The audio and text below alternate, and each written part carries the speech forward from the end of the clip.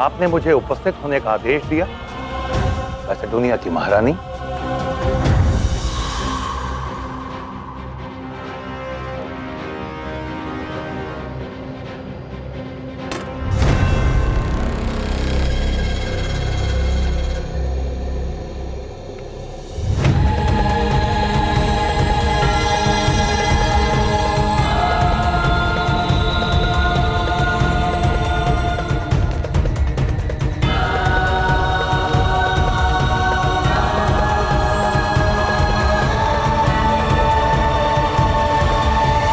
Alexander दुनिया का सबसे बड़ा शाह है। शाह एशिया ही नहीं, शाह कायनात बनने वाला है मेरा बेटा। और जो उसे खत्म कर सकता था वो पोरे, वो मौत के घाट उतारा जा चुका है। इसीलिए मैं उसकी नजर उतार रही थी। मैंने सुना है आलिम कि तुम्हारे मुल्क में नजर उतारने के बाद सोना ब्राह्मणों को दे दिया जाता है। इसीलिए मैं ये सोना तुम्हें नजर कर देना चाहती हूँ।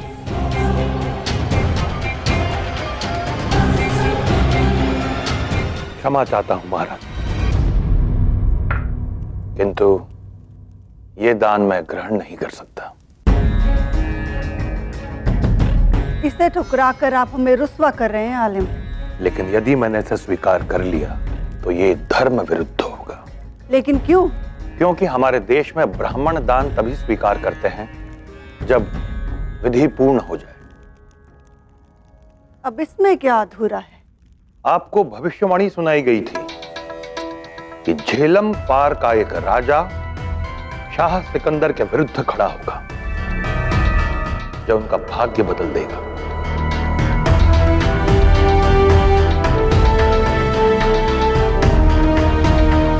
तो क्या आप आश्वस्त हैं कि वो गुरु ही था? और क्या यह संभव है कि जिसके नाम की भविष्यवाणी हुई वो इतनी सरल मृत्यु को प्राप्त हो जाए? और गुरु तो राजा भी नहीं था, आप समझ रही हैं ना? भविष्यवाणी थी कि झेलम पार से एक उंगली सम्राट अलेक्जेंडर की ओर उठेगी, एक। लेकिन शरीर में 10 उंगलियां होती हैं महारानी। हो सकता है गुरु नाम की जो उंगली कट गई वो उंगली हो ही ना जो सम्राट के विरुद्ध उठने वाली थी। हो सकता है वो उंगली पौरव राष्ट्र के वर्तमान महाराज कनिष्क की हो। यह नामुमकिन है। ये तो समय ही बताएगा महारानी, या फिर स्वयं सम्राट।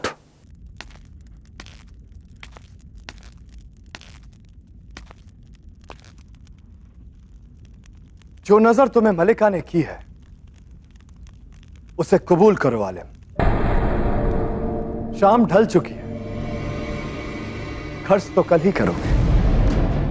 और मेरा वादा है तुमसे आलिम कि कल सुबह पौरव मुल्क के शाह का कटा हुआ सर मेरे कदमों में होगा। नहीं अलेक्जेंडर, तुम वहां नहीं जाओगे। आपका खौफ मैं समझ रहा हूं मां, पर वो शाही क्या जो खुद दुनिया जीते और उसकी मां खौफ से हार जाए। कल उस पौरव शाह का कटा हुआ सर आपको तोहफे में देगा ये अलेक्जेंडर। हेफेस्टियन, कल हम सुलह के उस परवाने को इज्जत देने जा रहे हैं जो पौरव राष्ट्र से ये आलिम लेकर आया था। तैयारियां करो।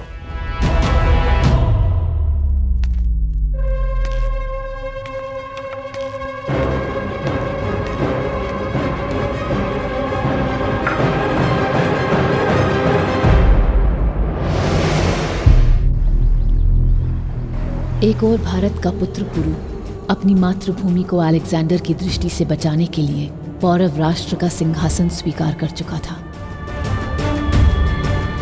वहीं दूसरी ओर इस बात से अनजान कि पुरु जीवित है, अलेक्जेंडर अपनी नियति की ओर बढ़ने को आतुर था।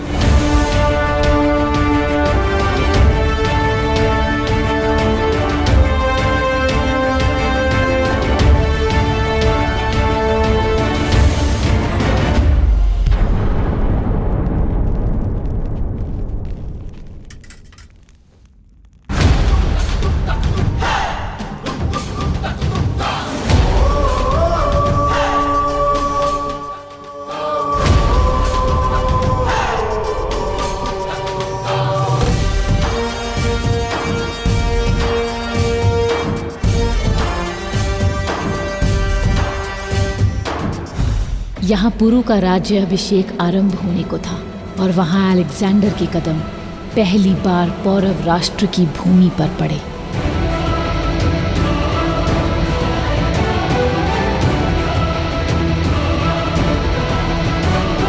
आचार्य चाणक्य की कूटनीति आज समय के दोनों योद्धाओं को एक बार फिर से आमने सामने ले आई, जिसके बारे में ना ही सिकंदर जानता था और ना ही मेरा पुत्र पुरु।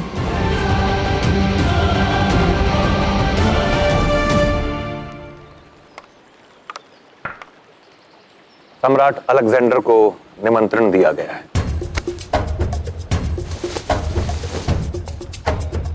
इन्हें सम्मान के साथ भीतर जाने दिया जाए।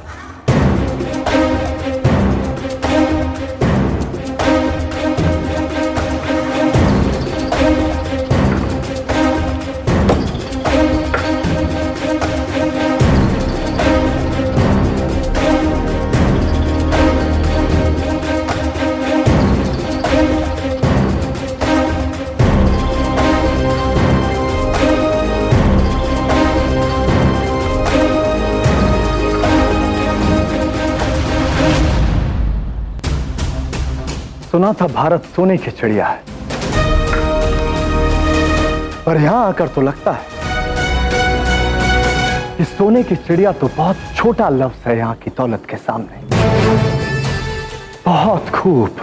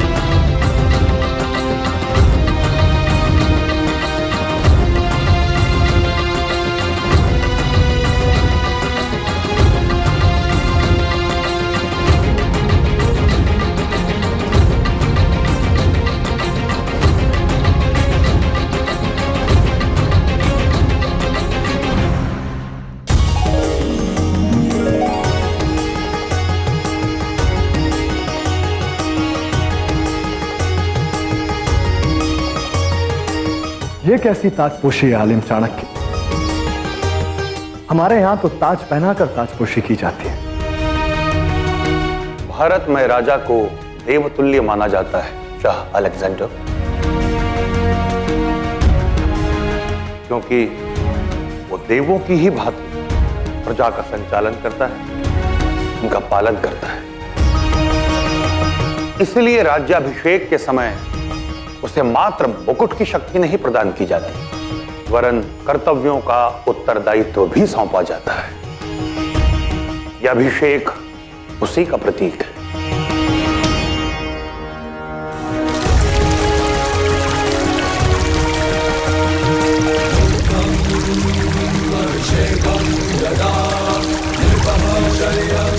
और ये दूध क्यों?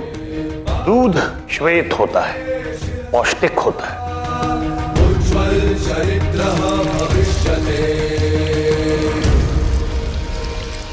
इसके अभिषेक से राजा से यह आशा की जाती है कि वो अपनी प्रजा को पुष्ट रखेगा और उसके मन में अत्याचार और अनाचार जैसी कमियां कभी नहीं पनपेंगी। अंत में जलाभिषेक।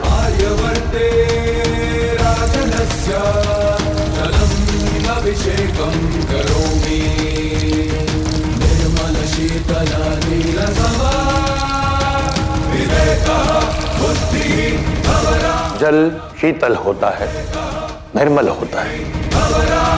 इसके अभिषेक से राजा से ये कामना की जाती है कि वो निर्मल मन से और शीतल विवेक से प्रजा हित में निर्णय लेगा।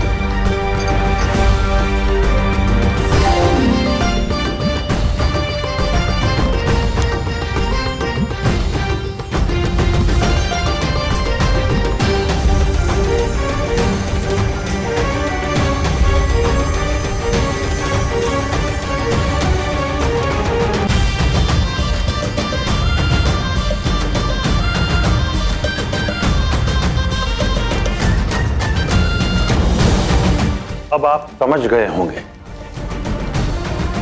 सेतु पर विस्फोट किसने किया था।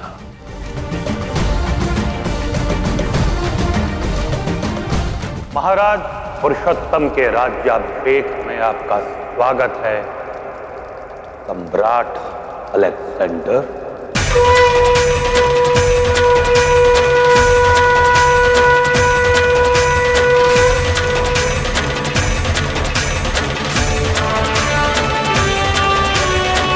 बड़ी बड़ी बातें कर रहे थे, हल्दी, शहद, दूध और पानी के तिलक की कहानियां सुना रहे थे,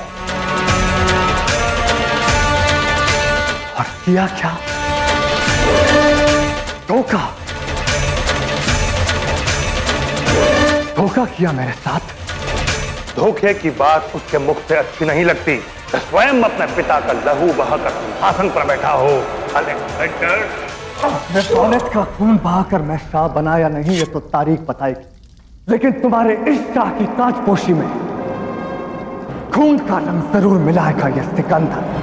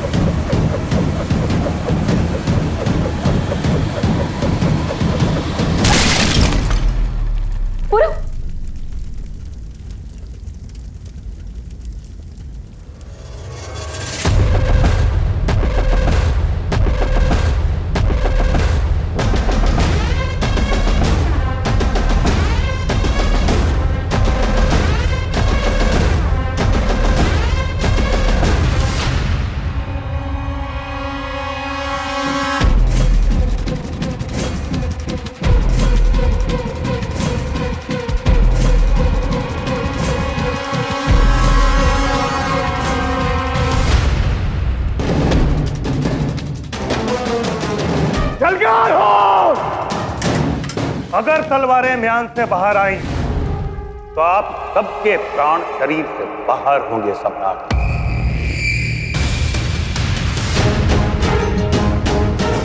आक्रमणकारी को एक कदम आगे बढ़ाने से पूर्व 2 कदम पलट कर देख लेना चाहिए।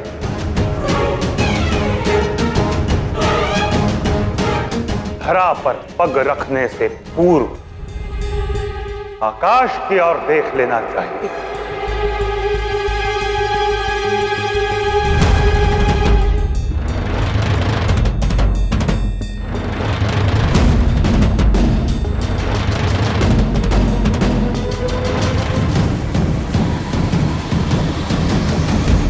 महाराज पुरुषोत्तम शत्रु समक्ष खड़ा है, कर दीजिए उसका अंत, कीजिए अपना वचन पूर्ण जो आपने अपनी मातृभूमि को दिया था।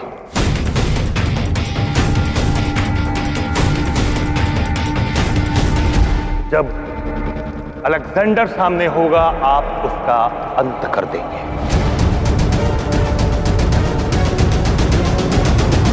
प्रजा आपके लिए अमूल्य भेंट लाई है महाराज, आप अपनी प्रजा को भेंट दीजिए।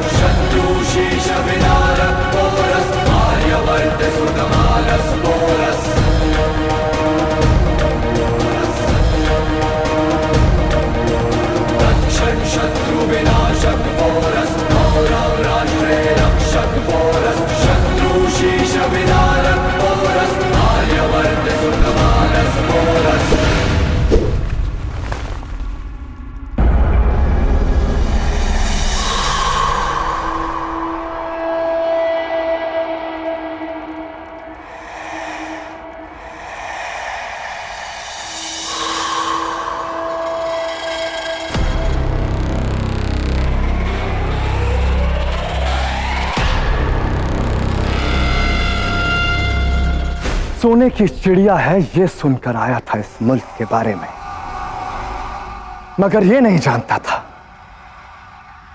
कि यहां के बाशिंदे तो गिद्धों की तरह शातिर निकलेंगे। मेहमान बनाकर न्योता देंगे और दुश्मन बनाकर काट देंगे।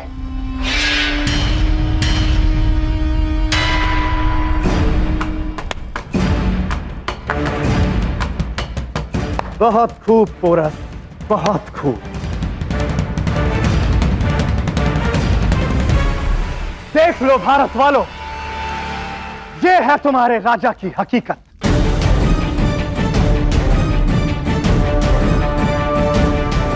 सुना था दोस्ती की खातिर सीने पर कटार झेल लेते हैं भारतीय, पर यहां तो दोस्त बनाकर पीठ पे छुरा भोंका जा रहा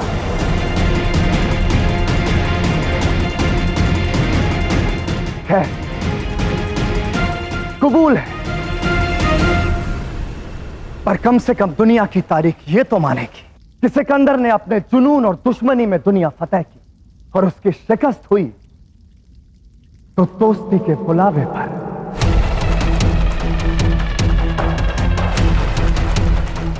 बड़े फक्र से कहते थे ताकत से मारेंगे धोखे से नहीं, पर यहां तो तलवार की धार धोखे की आंख पे पहनी की गई है।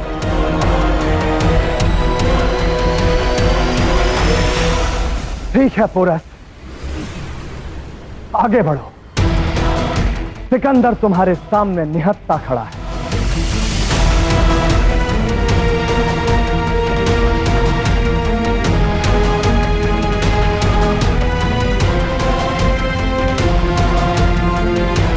देख क्या रहे हैं महाराज? उठाइए तलवार, कीजिए प्रहार, कर दीजिए उसका अंत जो भारत की संस्कृति का अंत चाहता है।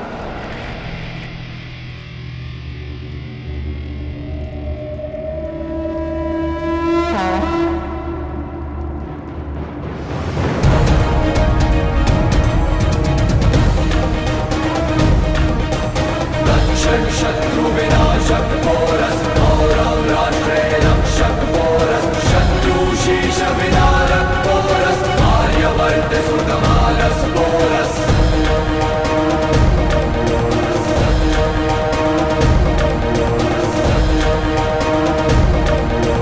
दक्षिण शत्रु विनाशक पोरस गौरव राष्ट्रे रक्षक पोरस शत्रु शीश विनारक पोरस आर्यवर्त सुतमानस पोरस आर्यवर्त सुतमानस पोरस।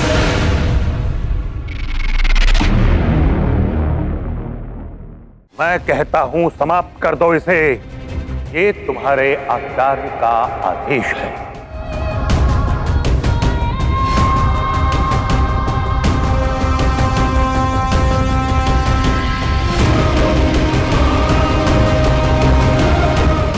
अगर मैसेडोनिया से लेकर तक्षशिला तक को एक जंगल माने तो उस जंगल का शेर मैं हूं।